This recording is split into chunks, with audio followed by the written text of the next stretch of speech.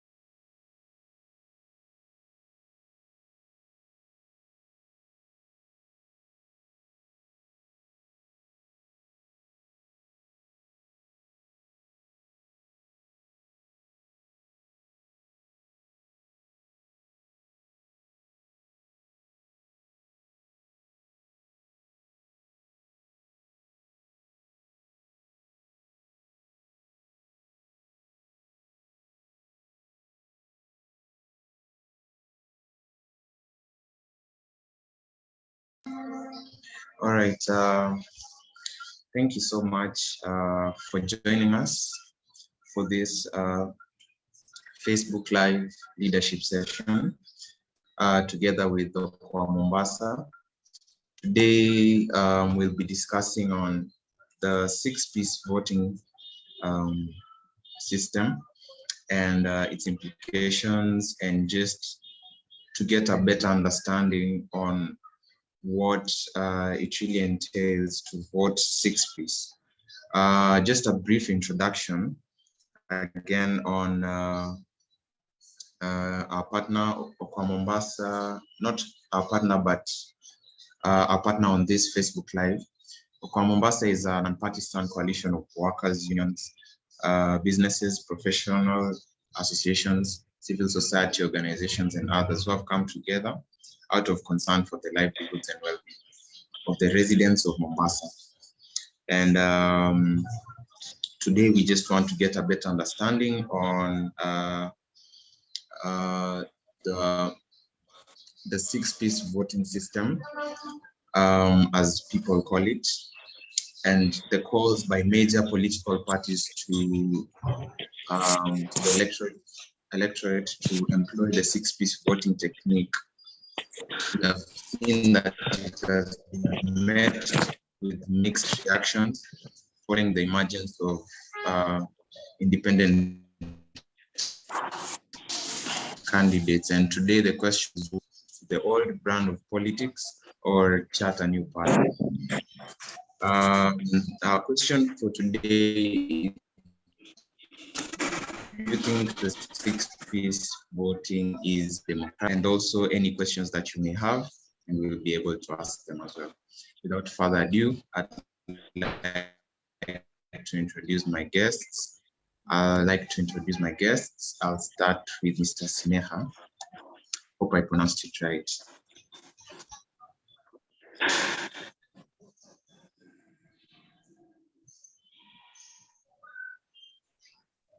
Yeah, go ahead.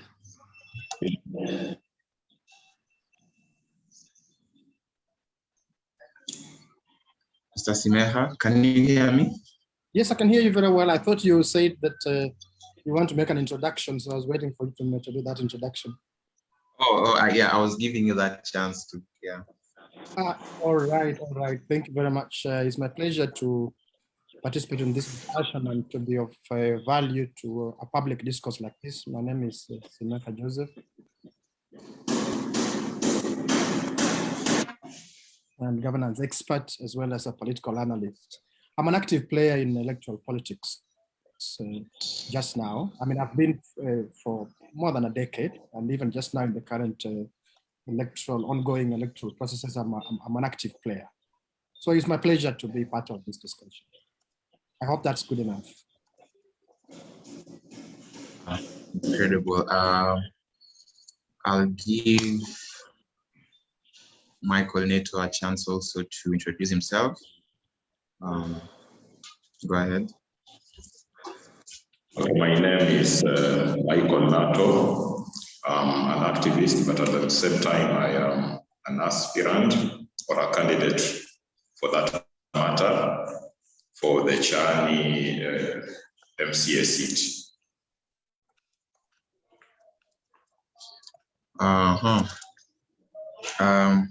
Thanks, Michael. So maybe just to jump straight into it,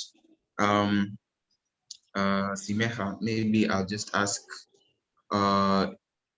to kind of break down your understanding on the 6-piece voting system, to kind of break it down to our viewers, and to help us understand what exactly this system of voting entails. Thank you very much. Personally, I wouldn't even call it a system, but anyhow, for purposes of this discussion, let's call it a system.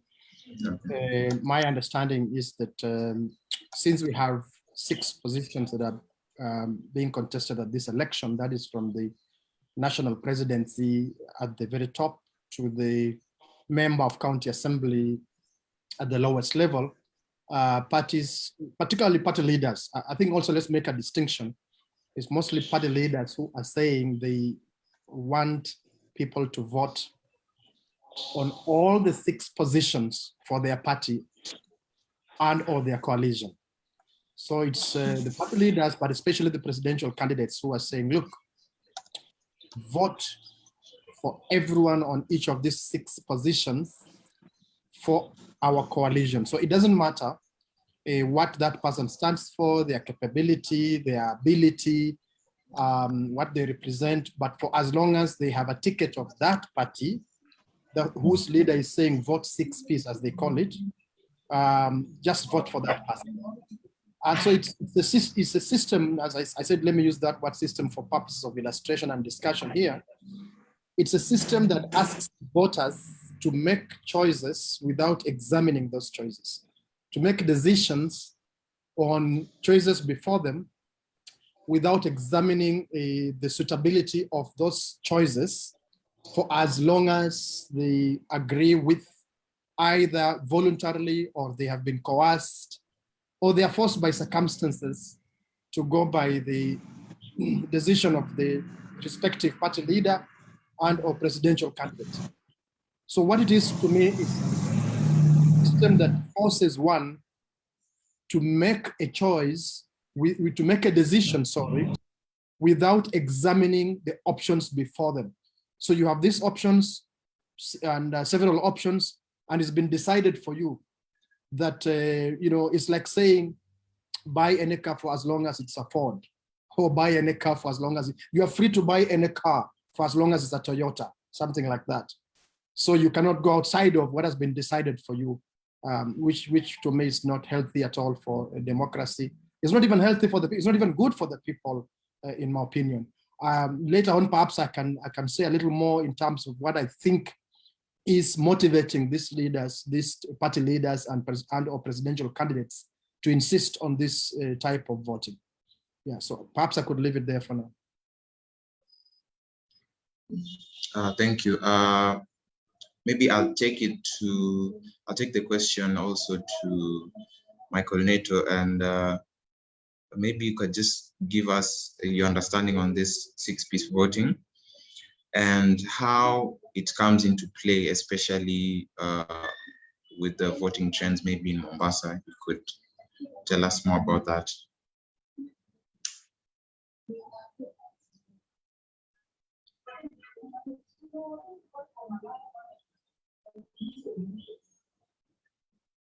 Neto, are you there?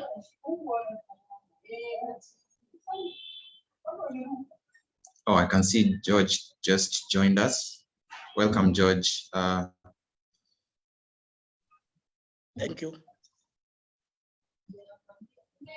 I can see Neto is not with us.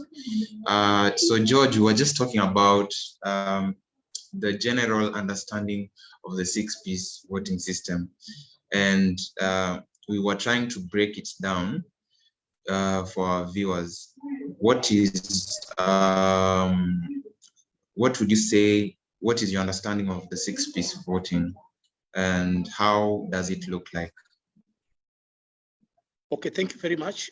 My understanding about 6-piece voting is where a political party wishes to organize voters to specifically vote on their political line, meaning that party A can only vote for their parties and leave the rest.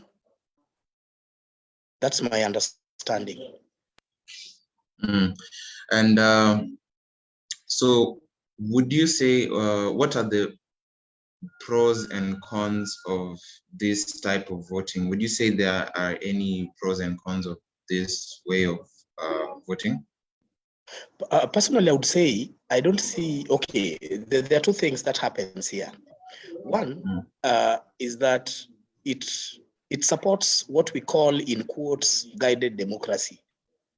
Because mostly you will find that a political party that is pushing an agenda of 6Ps is basically interested in the political, finance fund that normally is taken from the exchequer to fund political parties. And most of the people who have been advocating for 6Ps, you'll hear them that if we have lesser member of parliament or lesser members, then we shall not get enough money from the political party finance. However, at what point do Kenyans benefit? So 6Ps basically does not look at the interest of the local mwananchi. It looks at the interest of a political party on how they will get the political party's fund. So personally, I would say that citizens also have a right, and the executive authority is vested in us. So any citizen in this country who understands the structure which we've already had within the devolution framework appreciates that you need to elect people who can deliver to you regardless of which political party they are affiliated to. And I want to believe that this is one thing that also can promote cohesion. So we will differ on political parties, but we cannot differ on ideologies which we really want to support development agenda. So in my opinion, I see a lot of advantages when we don't focus on 6Ps, but when we work with the leaders who are supposed to address the issues that are affecting Kenyans.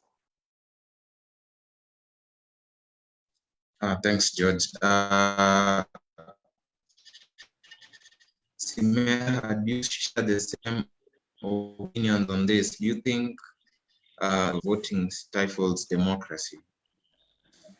Thank you, Frank. Yes, I'd hinted about that in my opening remarks, that when political leaders, heads of parties, especially political party leaders, insist on what they are calling 6-piece voting, it certainly hinders the choices that citizens have access to. It hinders democracy. It stifles democracy. It also denies the people the power, because elections present a framework for people determining who should be their leaders, for people surrendering part of their power to leaders. But here, political parties leaders are saying, no, you don't have a free choice. You just make a decision on the basis of what I tell you. They don't go as far as saying what the benefits are to Mwananchi, but I do agree with George. Mostly the benefits are to those political party leaders because they want to demonstrate the strength of their party, but especially on the basis of receiving political parties' funds. But also, when they have duels in future in parliament, whether it's at the county level or National Assembly or Senate, when they want to treat these people as voting machines. But for the overall purpose of political, social, economic development of a nation, you require people to make decisions on the basis of objective assessment of the choices of, and options before them, to see who is the best placed to deliver on the mandate they want to give them. They want to give those candidates. Now, 6Ps stands in the way of that kind of choice, and therefore it's anathema to democracy, it's anathema to development. Remember, finally, that our political parties are not organized on the basis of ideology, and not at all. They are largely organized on the basis of ethnic mobilization.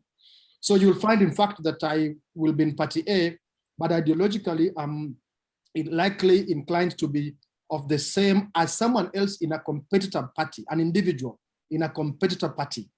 But just the party line itself, you don't find any ideological basis. You find that it's mobilized on ethnic identity. So parties are more about identity politics than anything else. So 6Ps voting actually promotes identity politics that rather than issue-based politics.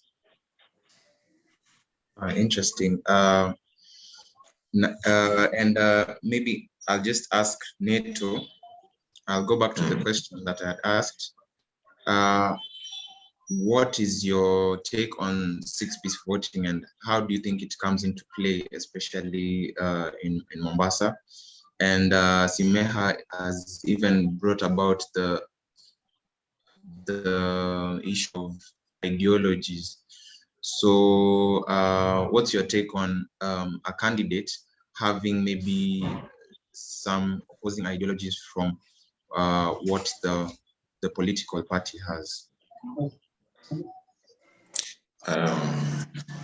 From my end, I think everybody's in agreement that it depends. When you call for 6Ps, it depends on which side maybe you are. If you are a party leader of some party and it enjoys some popularity, of course we'll call for 6Ps. But if you're a citizen now, just like some of these people have just said, maybe it's not so wise maybe to consider going 6Ps. But you know, the problems comes in when you believe in the ideologies that you're talking about, and maybe the party leader tells you that for me to actualize my plans, maybe then you need to vote in people who will go and support it in the legislative, different legislative bodies. You see, that is now how 6Ps now is actualized by these party leaders. But maybe their motivation is something else. Maybe their motivation, just as somebody has mentioned, that it's about maybe the money. Yes, it's a very good revenue stream if you have the numbers and you call the shots in a party.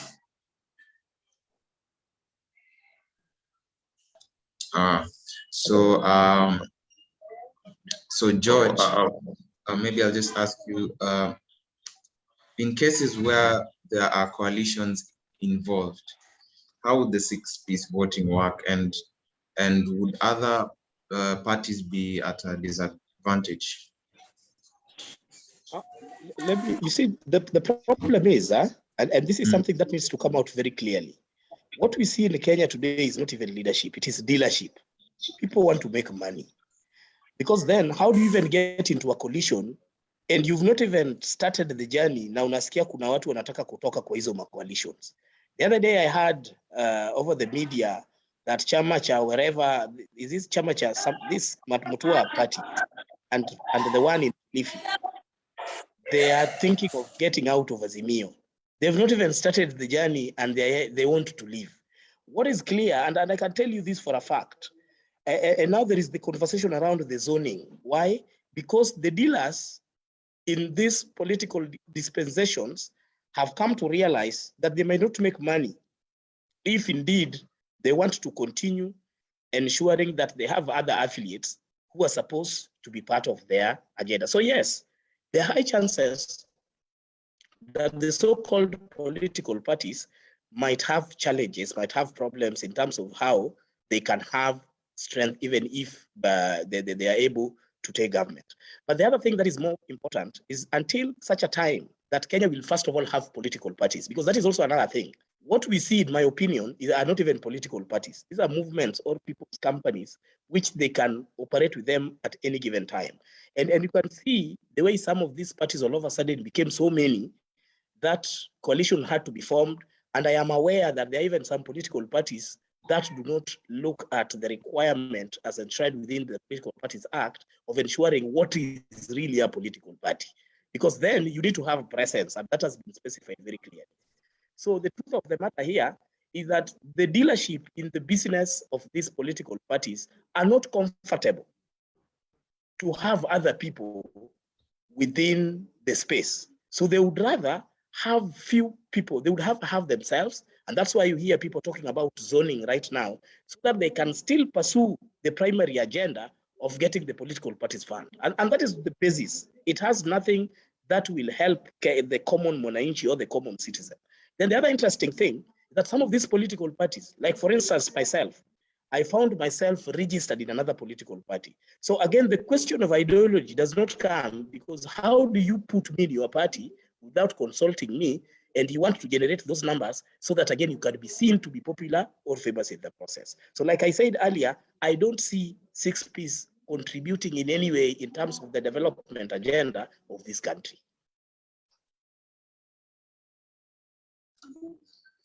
Thank you. Neto, so you are an aspirant, and maybe you could just tell us briefly about in terms of party affiliation, and if whether you belong to a party, the issue of ideology, the ideologies of the party, and maybe you could tell us about your position in the issues relevant to Mombasa. Please come again. I seem to have lost you somewhere. Oh, sorry. So I was just asking, you being an aspirant, yes, and belonging to a political party, does it influence your ideologies? Do you share the same ideologies as the political party? And what is your position in the issues relevant to the manifesto that you have for Mombasa? Okay, I think you need to make that separation between an ideology and a manifesto. Ideology, I think, is something that has come to be attached to the party for some time. Maybe let's take, for example, the Democrat Party in the USA. It is associated with issues of human rights. No wonder most of the black population supports the Democrat Party because of that ideology. But they have different manifestos that have been changing from one presidential candidate to the next. So as at now, maybe I would be at pain to explain the ideologies behind the different political parties that we have, but maybe I can touch on the manifesto. So maybe like in my political party, that maybe if you allow me, maybe later on I will mention it, but maybe the manifesto had a say in maybe me choosing that political party.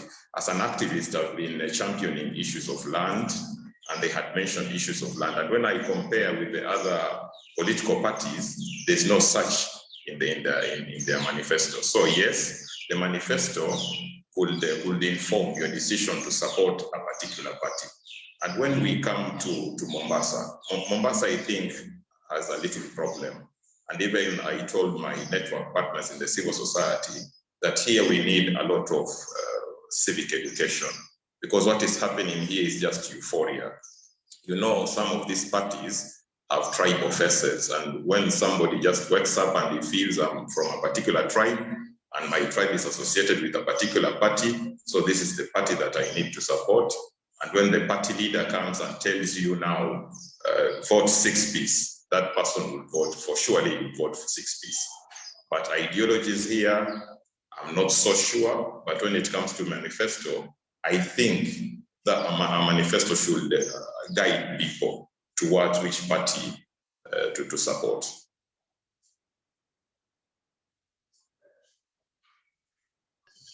Thank you so much. Simeha, what's your take here on whether other parties would be disadvantaged in terms of coalitions, where coalitions are involved? Yeah, absolutely, no doubt about that. Because take the example of the young man who, whose lamentation online went viral. The young man in Kamukunji in Nairobi, who is a member of the ODM party, and he's being told that Kamukunji has been zoned for Jubilee. And yet there's a possibility that the young man is popular with the voters of Kamukunji. He has something to offer better than any other candidate in that Azimio coalition, possibly. And that he is likely very popular.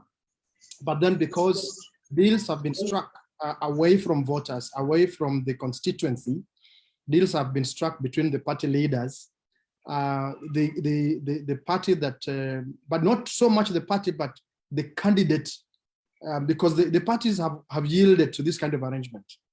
So it's they feel that they've gained elsewhere. So even if they lost, they sacrifice some of their candidates. The party leaders don't feel the pain. The pain is felt more by the candidates and their supporters and generally the voters and Mwananchi in general.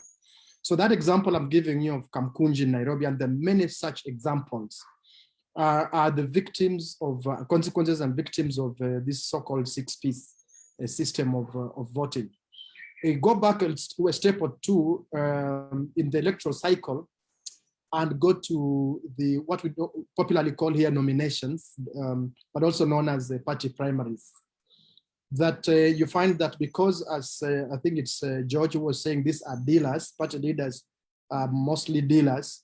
They have dealt, received money or whatever other consideration and given a party ticket to someone of their choice, not of the voters' choice, of their choice. Some of them made it as clear as possible in advance that this is the person we will give, even before we go to the nominations, because they had already dealt, some even as 6 months, as far back as 6 months before the nominations, some as far back as last year.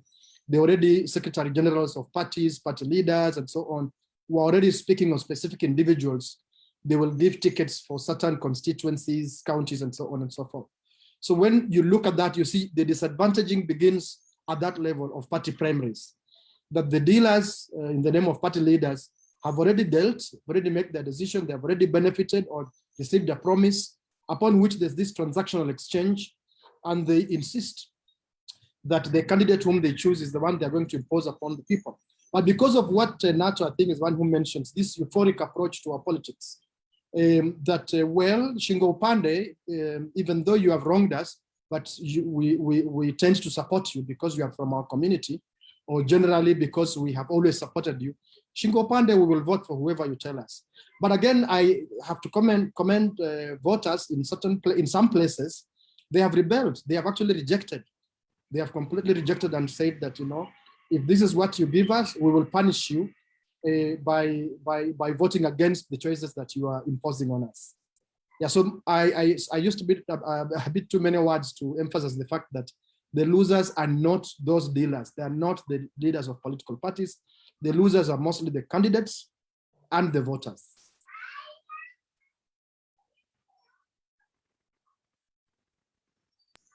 Thank you. And it's quite interesting. You've even brought about the issue of party primaries, and saying that it stems from the disadvantaging stems from the party primaries. Maybe George, could you take us through your general what you think about how the party primaries were? What are your general views on it, and what do you think is the biggest consideration when going for party primaries?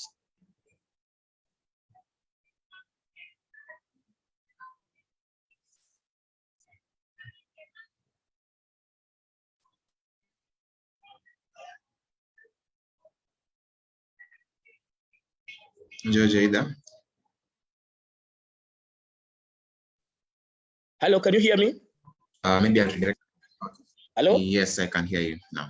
Yes. Yes, I can hear you. Yes, I'm saying there is statements that have been used normally before the party primaries, and they're currently trending. One of the statements is faithfulness, loyalty, and something. I'm forgetting the other one. They're normally 3 terms: loyal and fidelity to the party. I agree with Shimeha when he says that there are negotiations that are done.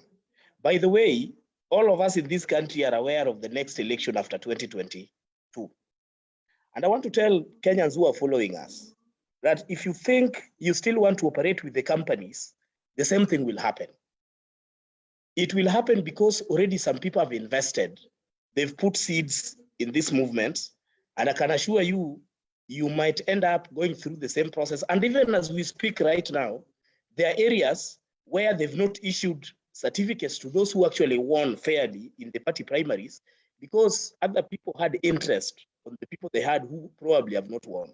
So the delay has been in such a way that you can't even go to an independent candidate, so that then you support that person who is already chosen. So when it comes to issues concerning the party primaries, I think I'm glad Kenyans are rebelling in some of these things, that they're making informed choices on how they are supposed to moving forward.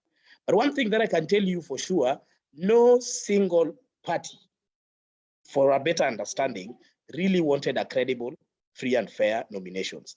And if you want to know this is true, look at the number of votes that were counted in each polling stations.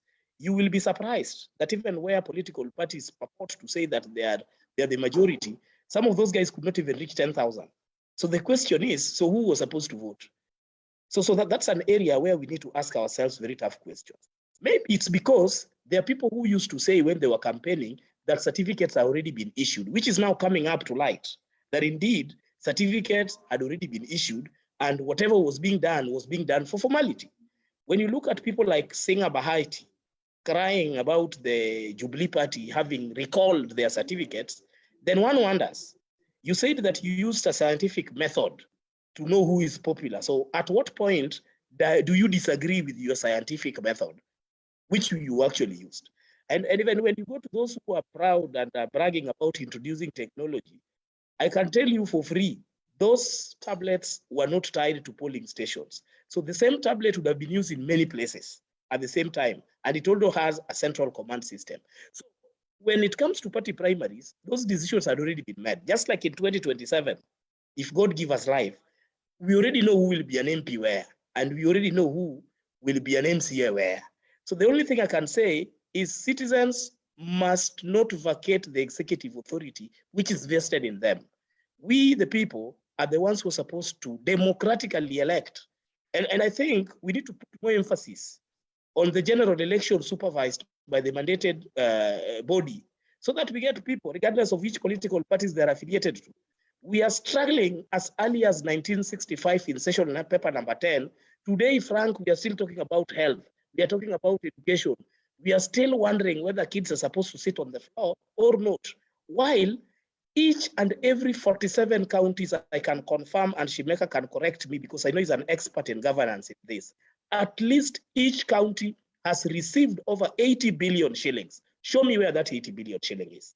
You will not see it because we are so much in love with the so-called 6-piece mannerism, which is not even helping the common mwananchi move to the next level.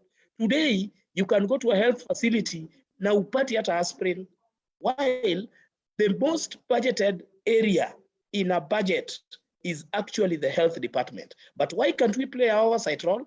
Because there is a party position which you are affiliated to, which as long as we have handshake, it doesn't matter whether you're the latest thieves in the house, you will get scot-free with it. And I think that is what Kenyans now need to look differently. And moving forward, looking at the next election, we should start looking at individuals and leadership and not dealership. Thank you. Thank you, George. I'd like to get your views also, Michael Neto. Going through the party primaries, how was it, and what do you think? What are your general views on it? I was lucky to be interviewed before the kicked off because here, and maybe I gave out my comments that if there are certain things that will be there because we were not properly briefed of what we should expect. The other parties had done theirs and we had seen what had happened and maybe we were fearful. So what I called for is that if I see that there is a physical ballot paper and or at least an indelible ink, just to confirm that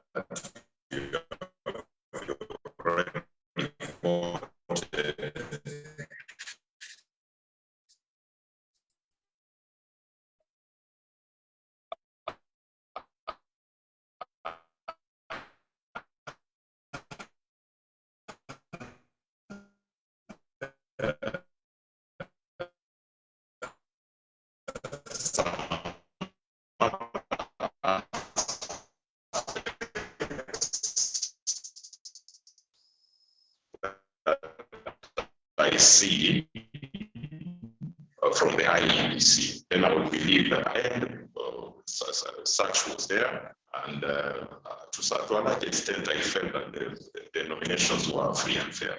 Because a person like me, an activist.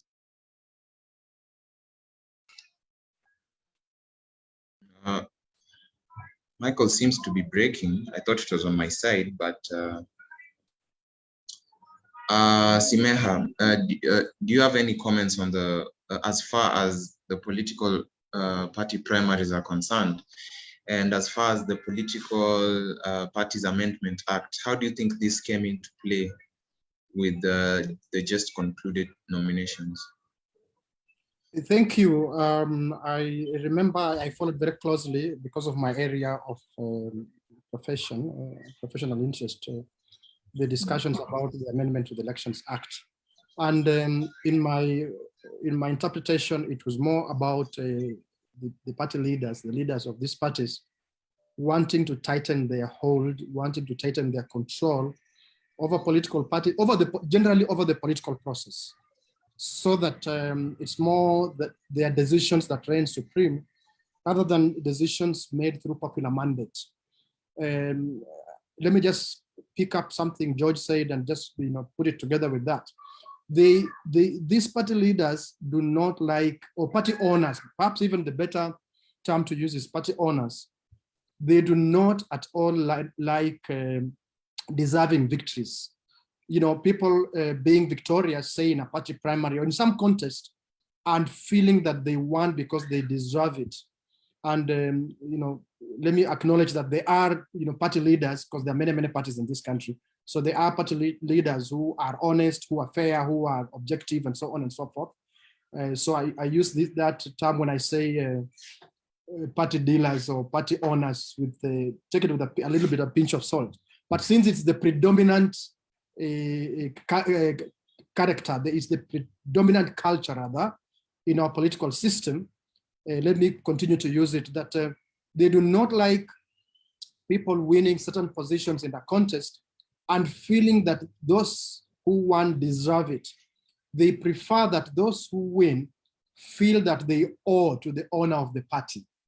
So more than the political parties fund that we've talked about, more than numbers for bravado and future contests in houses of parliament at county level and at national level, it's also about deals that are not seen on the political scene, by the way.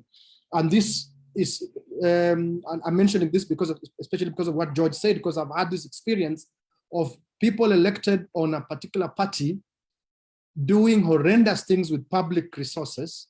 And you imagine that the party leaders will call them to order, or imagine when you call them to order, the party owners will support you and say, look, that is wrong, our party does not stand for that. But they actually get protection. You have governors looting and stealing, and they get protection where there have been attempts to hold them accountable. They get protection from their party leaders.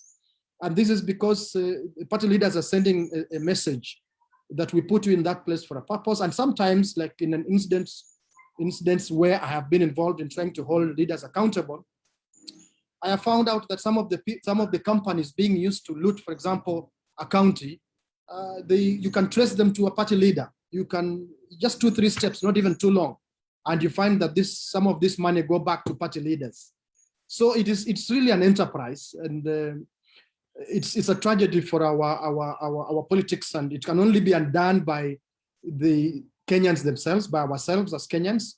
If we rebel, if we reject this imposition of a style of transactional political leadership on us, we will be able to reorganize and offer political parties legitimate support on the basis of what they are promising to offer us in return, or what track record they've demonstrated, whether it's a social democracy or whichever other, or even if a party is conservative. Come to the people with honesty and in sincerity as a conservative party, and let people buy into that. But that's not the case in the Kenyan context. So that really just ruins the purpose of party primaries. It just makes it a step in the political party transactions, or in the competitive electoral transactions. Hence, this popularity amongst party dealers, stock leaders, of six-piece voting. So, okay, now with the competitiveness of especially nominations and party primaries, we've seen a lot of candidates opt to go independent. George, would you say, because there's that notion that also now independent candidates are enemies, in quotes, of political parties? And how ready do you think Kenyans are to vote for independent candidates? First of all, let's eliminate or delete the word enemy, because it is any person in this country who is qualified for any seat to vie. It is a constitutional right. They could be competitors, but not enemies. That is number one. Secondly, for the first time in the history of this country, you've seen 47 men and women vying for the position of presidency as independent candidates. What that simply means is that there are very serious vacuum, even to the wannabes who purport to think that they're the ones who can lead this country. When you see Kenyans of all walks of life coming out specifically to vie with that kind of a margin, then something is not adding up. But we must also give credit to the civil society for having done a lot in terms of civic education and also doing political education. Because for a long time, we had this belief that you can only get your way through a political party, which is becoming difficult. And I think this is a conversation that is now open here. So me, I would urge Kenyans, if you believe you fit the shoes and you're able to create change in this country, then it is important for you to take your constitutional right and vie, guided by national values and principles of this country. Secondly, I want to put it categorically that it is high time we also need an audit of some of these political parties in terms of what they stand for vis-a-vis what they push. I am personally surprised that despite some of these political parties are talking about, and this I'm not taking, this is just my thought here. I look at one gentleman who was to vie for the position of governor in Nairobi. And one of the people, and the political party which he belongs, tells us that they believe in inclusion. Now the gentleman has declared interest, has campaigned, has put has put structures of which he wants to use. Then some people meet somewhere in a club, agree that, look here, we have decided this is how it's gonna be. That in itself puts it clearly that people don't even believe on the ideologies or the values that they stand for. So then there is an opportunity for now Kenyans to come out as independent candidates, to go out there and also find how they can represent people. But there is also a small problem, which probably I would request Shimea, as he will be making his comments, to talk about. I think independent candidates also need to understand that when you are an independent candidate, what does it mean? Because I have seen independent candidates who are actually using colors of the political parties they were once affiliated with, and also putting pictures of presidential candidates of other coalitions. I don't think that is in order. So if you believe in what you stand for, and you believe you're supposed to push your agenda, then do not affiliate with non-independent, because you've already said you are an independent candidate and you want to push your agenda. Thank you. Thank you, George. Simeha, would you like to respond to that? Also, talking about running as an independent candidate and how you see it translating, and that there's a notion that once you go independent, the chances of you penetrating as a candidate are slim.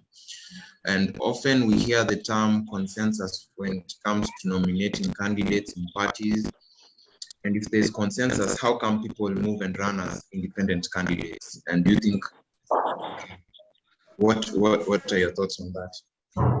Thank you, and thank you for recapping. For a moment, I dropped off because of a power outage, so I had to switch to hotspotting for my for connection.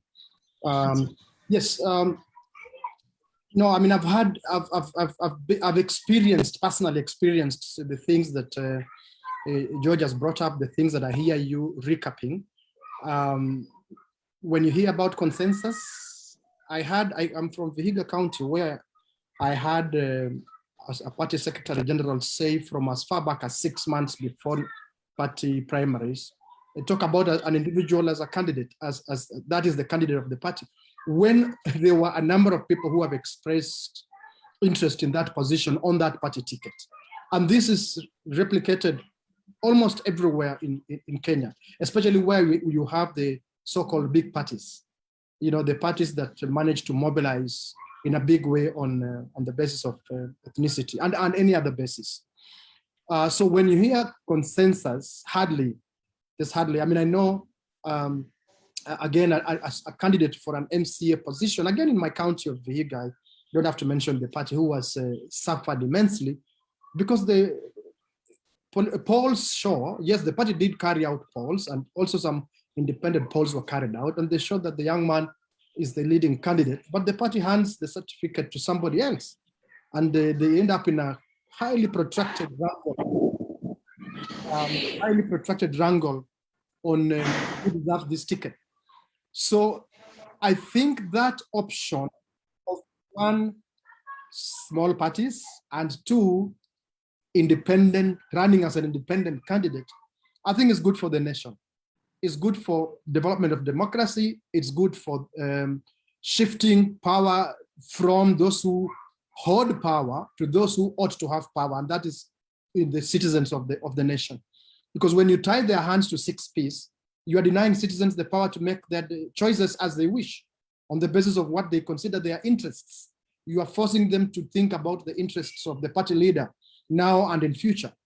So I think this option of independent candidates and small parties, though difficult, because of the culture, the corrupt political culture we have, Frank.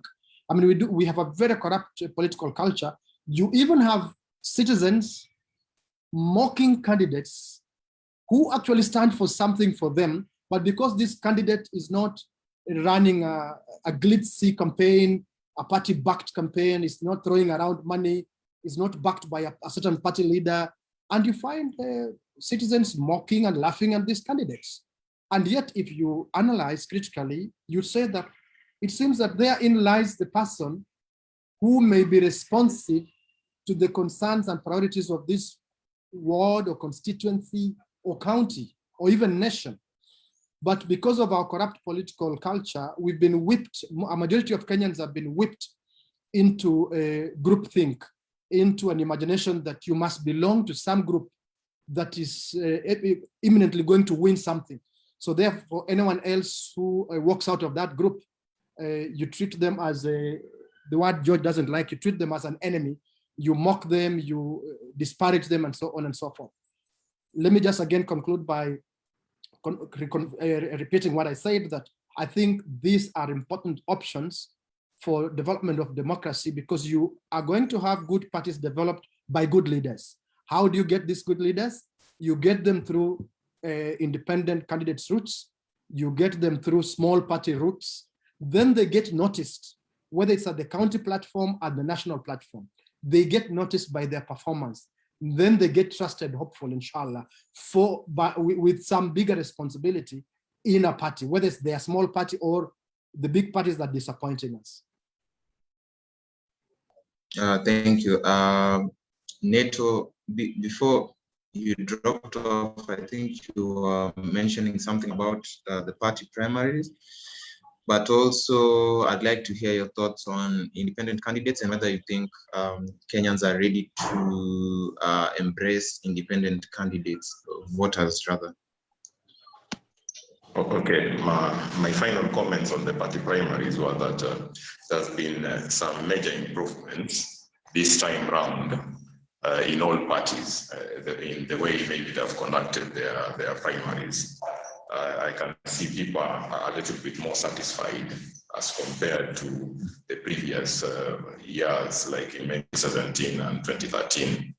But there are still complaints because maybe some feel like the new method that was applied with a certain party in Mombasa here using technology, and maybe people do not understand technology, so they will protest. And maybe it's not a very bad idea, but on my end, the system that was used, since there was a ballot paper, people got a little bit satisfied because of the aspect of maybe verifying the votes. We could, if people, someone maybe felt they were shortchanged, he could call for a recount, and the recount will be done, and maybe you would ascertain maybe who would have won. And that was not maybe the case on the part of the parties that used purely technology and no other method.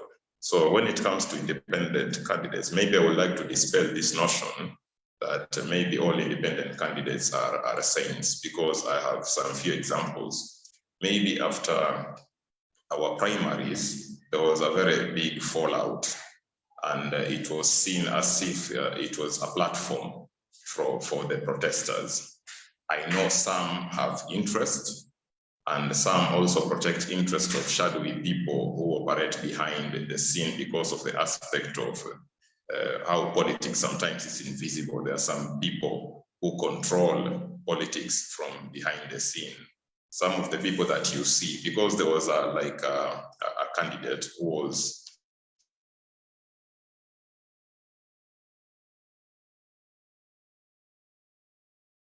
told to choose the opinion poll method or maybe universal suffrage through the primaries. He opted for the opinion poll, and then was told that he was trailing behind his fellow aspirant.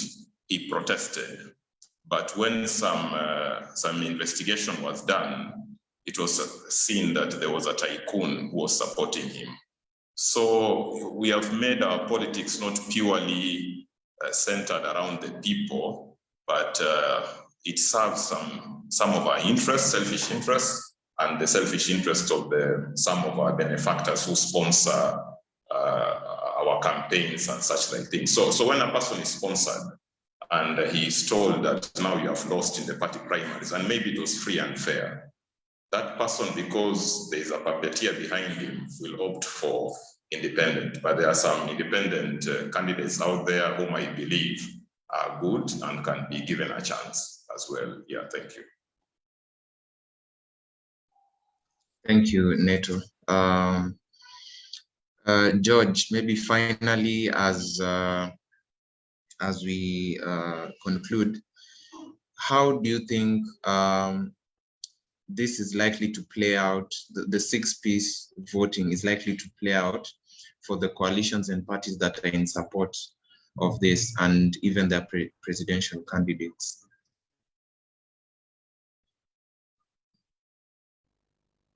My thinking is this: I can authoritatively say, without fear or contradiction, that 6-piece organizing is not going to work. I think Kenyans are fed up with so many things that are happening, and for the first time, we're going to see an improvement of how even this. Let me tell you a very interesting thing. The people who are pushing for 6-piece, some of them will not even vote 6-piece, and they're the party leaders. A case in point is Nairobi. The person who is being fronted is actually not from the party who the presidential candidate is. So even the so-called presidential candidate is not going to vote 6-piece. And that tells you clearly that Kenyans have reached a point where it is high time we looked at individuals, we looked at what they stand for beyond a political party affiliation. I did say earlier that at least each county has now received over 80 billion shillings. It is high time we also saw with our naked eyes what 80 billion shillings has done. So this time around, itakuwa ni mchanganyiko, because that is the only language our dealers understand. And I want to urge all Kenyans of war, kindly get time with those who are contesting. I know there are quite a number of civil society organizations that are working very closely in terms of doing issue-based voter education. So I am sure for the first time, we are likely to see quite a number of people, not necessarily belonging to one political affiliation or an alliance, but sometime people are going to look at leadership beyond any other thing. And it is my desire to continue urging Kenyans that for once, let us get leaders and individuals who can serve the interest of this country. Thank you. Thank you, George. Simeha, what are your thoughts on how it is likely to play out for the parties and coalitions that are in support of this type of voting? Thank you. Thank you. I think in a few places where the presidential campaigns have managed to whip up emotion for their supporters to see a competitor as a hate figure or a figure of hate, there is a possibility there'll be some adherence to that coercion that people should vote 6-piece. But not in a big way, I think, because even in places where, for example, in central Kenya, Jubilee, in Nyanza, ODM, you've already seen some protestations at party primary level, people protesting no 6-piece because they are dissatisfied with and or unhappy with that kind of coercion. Let's give credit where it's due. I will acknowledge what our colleague Nato was saying, that there are places where parties have done, clean party nominations or party primaries. They've handled them well and popular candidates have won. That's a given. There are places where that has happened. But the overwhelming majority of cases is where it's coercion, it is transactional deal making. And people are coming alive to this and resisting and objecting to it. In some places, I like the thing George says, that people should judge what options that are being presented before them on the basis of what those parties have done, especially where they've had, for example, governors, where they've had a president. Jubilee has had a president. Jubilee has a president just now. Judge for yourself, how has this president performed? And he's telling you, let's vote 6-piece for Jubilee or the coalition that Jubilee is part of. What has he done for you? What has he performed for Kenya? So I like that, and I think it's informing people that let us look at the potential of these individuals delivering for us and make decisions on that basis. Now, I am a promoter of the importance of building institutions, and political parties are institutions, but not just any institution. It has to have values. So where there are no values, then we have to put our faith in strong leaders, individuals who are freely elected by people, who then, inshallah, can help us in future to develop institutions, including political parties. So I don't see it working universally all over. I see some disappointments coming in the way of political party owners.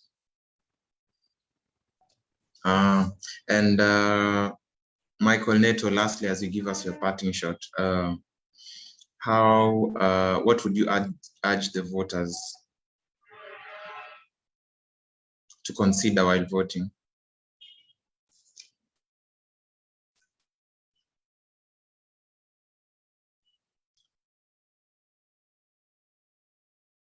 I can see Neto is not with us.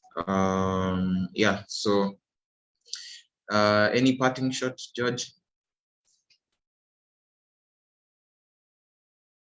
as we finish?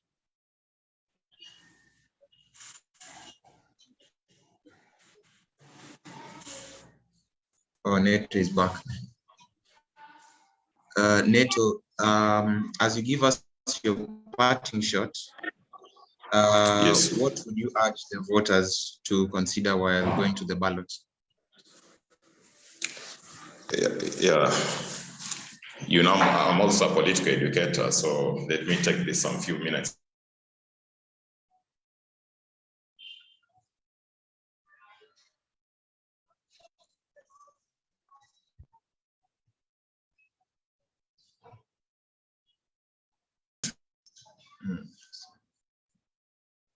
Maybe to share this with the citizens. The wrong formula. The wrong formula is what lines, but the right track record, at least community. Because in leadership, never done it before, then he won't do it. He won't do it. So those are my parting shot, that consider those two things. They are very vital in maybe getting a leader who shall make you go to the next level as a community. Thank you. I think we have finished just right on time. I'd like to thank my guests, my panelists, for being on this great discussion and for giving us so much insightful information on the 6-piece voting. And I think there's a lot to unpack, and there's a lot to just think about, even as we decide who we are going to vote for. So thank you very much, George, Michael, Neto, Simeha, for joining today and being with us on this panel. I thank our viewers as well. And lastly, I'd also like to also just say that voter, you can confirm your voter details right now on the IBC platforms. So also just go ahead and confirm your registration details. Thank you so much. Thank you, Okwa Mombasa, for making this possible as well. And see you in the next discussion. Thank you.